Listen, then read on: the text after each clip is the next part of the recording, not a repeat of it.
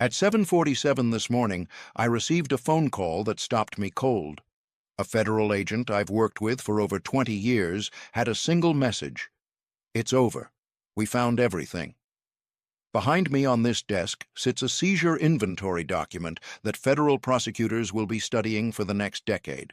And on page 4, buried beneath standard asset listings, is a single line that changes everything we thought we knew about one of America's most famous financial empires.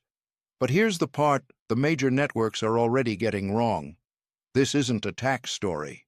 This is the story of how a man convinced banks, investors, the American public, and even his own inner circle that he was worth billions, while the actual numbers told a completely different story.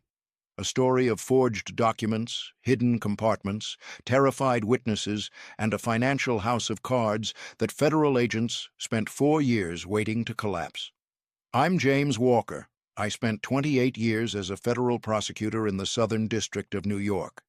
I've worked on financial crime cases involving some of the most sophisticated fraudsters this country has ever produced, and I'm telling you right now, I have never seen a seizure package assembled with this level of documented evidence. What happened on that tarmac this morning wasn't a collection action. It was the end of a very long hunt. If you want to follow every development in this case as it unfolds, and believe me, this story is far from over, hit subscribe right now, because what I'm about to walk you through is only the beginning. Let's go back to where this actually started. Not 4 years ago, not with a routine audit. It started with a number that made no sense. IRS revenue agent Sarah Chen, a 16-year veteran of complex financial investigations, pulled an audit file in the spring of 2021 and found herself staring at a tax return that had one catastrophic flaw. The subject reported $94,000 in personal income, standard deductions, modest lifestyle on paper, but cross-referencing against third-party insurance disclosures, property filings, and aircraft registration records told a completely different story. The insurance premium alone on the Boeing 757, registered to a Delaware LLC, traced back to this taxpayer, exceeded $340,000 annually. You cannot spend $340,000 insuring a private jet you use personally and report $94,000 in income. The math is not possible. And Sarah Chen, to her enormous credit, did not file it away. She made a phone call. Within 72 hours, the case had been elevated. Within 2 weeks, it had a dedicated team. And within 30 days, that team had identified something that transformed a civil tax matter into a federal criminal investigation. The Boeing 757, tail number cross-referenced across 3 separate legal databases, was simultaneously claimed as an asset by a Delaware C corporation for tax depreciation purposes, a Nevada LLC for liability protection purposes, and a Bermuda-registered trust for estate planning purposes.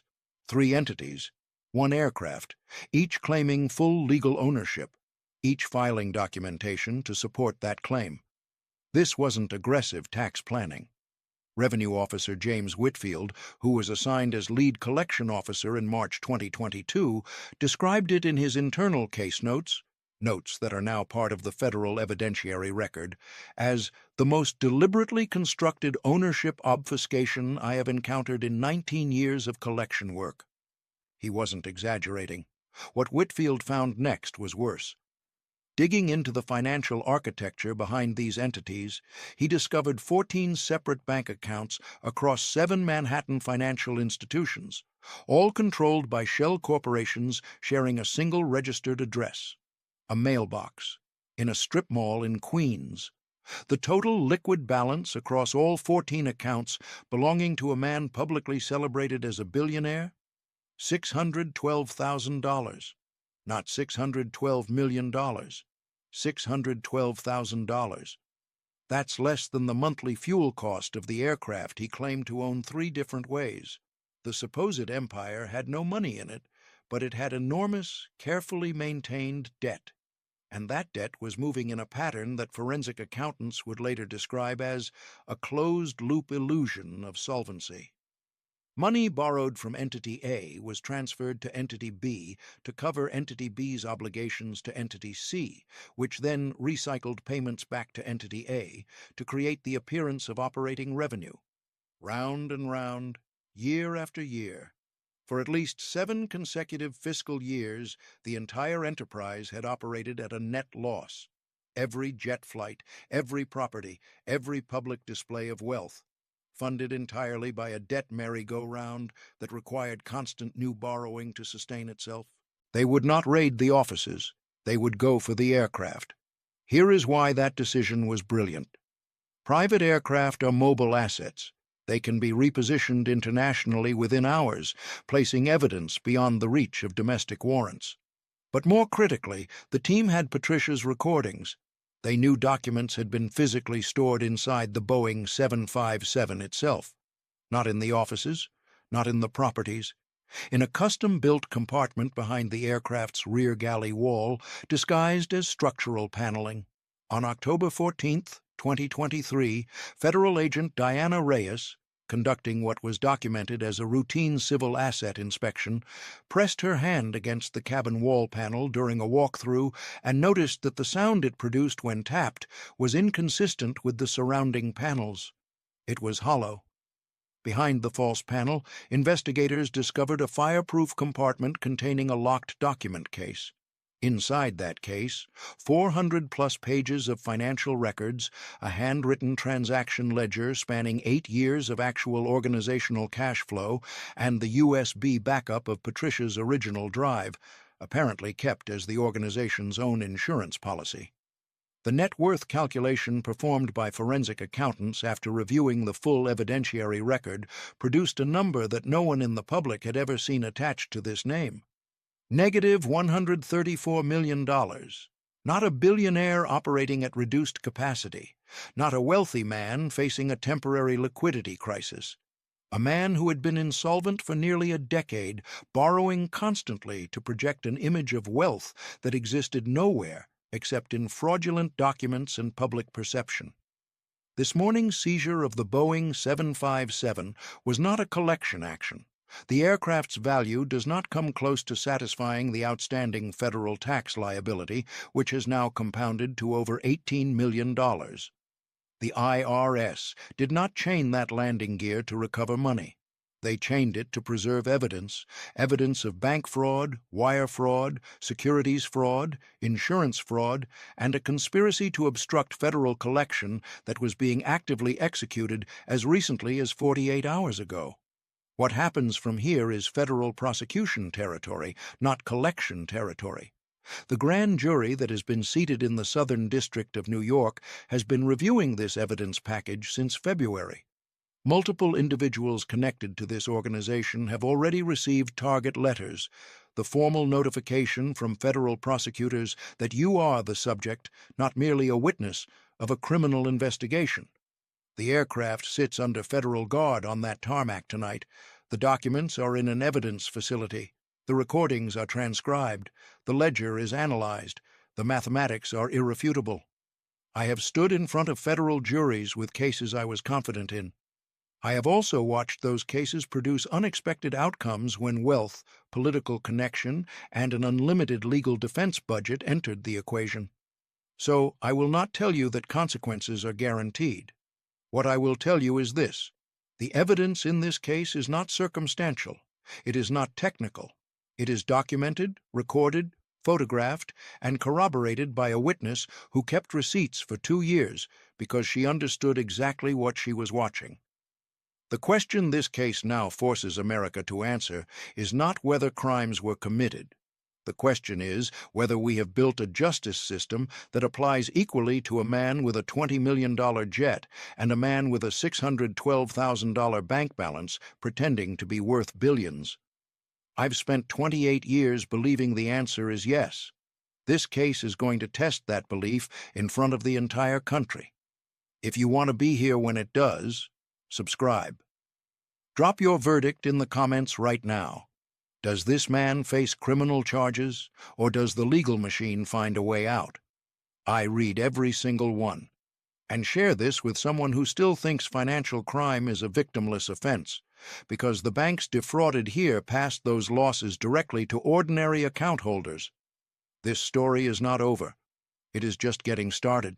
And then, in January 2023, everything broke open.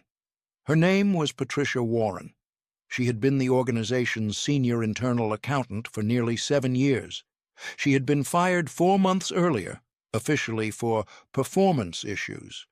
Unofficially, because she had submitted an internal memo questioning the accuracy of documents being prepared for a new loan application. Patricia didn't call a lawyer first. She called Agent Chen directly. And when they met, at a diner in White Plains, not a downtown coffee shop, because Patricia had insisted on somewhere no one would recognize her, she came with something federal investigators had not expected. She came with proof. Not just testimony, not just recollections. Physical evidence she had been quietly assembling for over 2 years, stored in a safety deposit box in a bank branch registered in her maiden name, in a state she no longer lived in. What was inside that box would later be described by Assistant U.S. Attorney Michael Torres as among the most comprehensive insider evidence packages I have encountered in 17 years of federal prosecution. There were internal financial statements, the real ones, not the versions sent to lenders, showing actual cash flow. There were loan applications submitted to 4 different major financial institutions, each one containing asset valuations Patricia could prove had been manually inflated. She had watched it happen. She had photographs taken on her personal phone through a cracked office door of a supervisor using correction fluid on a printed bank statement, allowing it to dry, typing new numbers directly onto the altered document, and running it through a high-resolution scanner to produce a clean, seemingly original record. But the single most explosive piece of evidence in Patricia's safety deposit box was a USB drive. On it, 23 audio recordings captured on her phone during internal financial planning meetings she attended as part of her job. In those recordings, senior figures in the organization discuss, casually, specifically, repeatedly, the mechanics of backdating loan agreements, inflating asset appraisals for lender submissions, and transferring the ownership of the aircraft to a Cook Islands trust in anticipation of federal collection action. One voice, captured clearly on recording 11, says the following: "Get the plane moved before the lien drops. Structure it through the island trust, and by the time they untangle the paperwork, this is somebody else's problem." That recording is now federal evidence. That voice will be identified. That statement will be played in a courtroom. By May 2023, federal investigators had search warrants for every known property. But word had leaked, almost certainly from someone inside the organization with knowledge of Patricia's cooperation. Within 72 hours of the warrant applications being filed under seal, the evidence destruction began. Industrial shredders ran continuously in the organization's main office building. IT contractors were brought in for emergency data migration, a process that a forensic review would later determine wiped approximately 340,000 files from internal servers. Paper records vanished from filing cabinets. Security system hard drives were replaced, with the originals removed and never recovered. The investigators were watching a cleanup operation in real time, and they made a decision.